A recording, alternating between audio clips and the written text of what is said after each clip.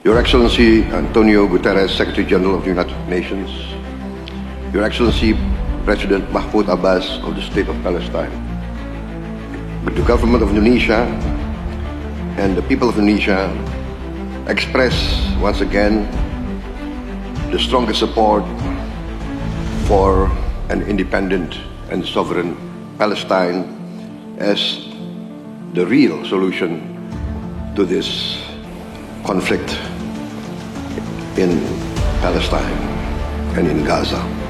Tidak lama lagi, perhatian dunia pastinya akan tertuju pada markas besar PBB di New York, yakni saat menyambut sidang Majelis Umum PBB UNGA ke-80 yang akan diselenggarakan pada 22 hingga 30 September 2025.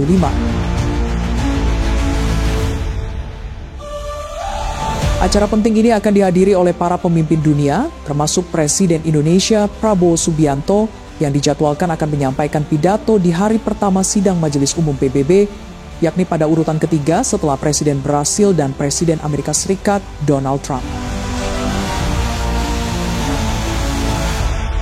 Sidang Majelis Umum PBB merupakan badan utama PBB yang berfungsi sebagai forum perumusan kebijakan dan legislasi internasional, serta menjadi wadah diskusi berbagai isu global mulai dari perdamaian, keamanan, hak asasi manusia, hingga pembangunan berkelanjutan.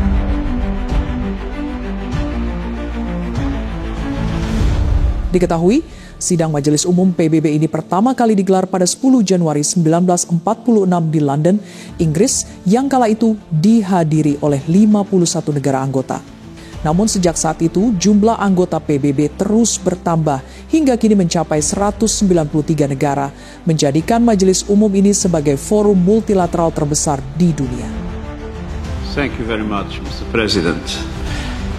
Mr. President, Excellencies, ladies and gentlemen, thank you for this opportunity. Meskipun resolusi yang dihasilkan oleh Majelis Umum tidak bersifat mengikat secara hukum seperti resolusi Dewan Keamanan PBB, namun keputusan-keputusannya memiliki bobot moral dan politik yang signifikan, serta sering dijadikan sebagai dasar untuk membangun konsensus internasional.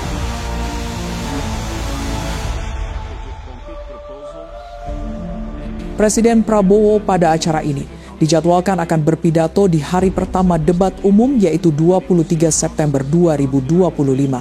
Kehadiran Presiden Prabowo secara langsung dalam sidang Majelis Umum PBB ini menandai sebuah momen penting, mengingat ini adalah kali pertama seorang Presiden RI hadir langsung dalam forum tersebut setelah 1 dekade terakhir. Dalam pidatonya, Presiden Prabowo diperkirakan akan mengangkat sejumlah isu penting, termasuk isu Palestina yang menjadi sorotan utama. Selain itu, Presiden juga akan membahas dinamika global terkini serta menegaskan peran Indonesia sebagai aktor utama di Global South dalam mendorong perdamaian, penegakan hukum internasional, dan reformasi tata kelola global yang inklusif dan adil.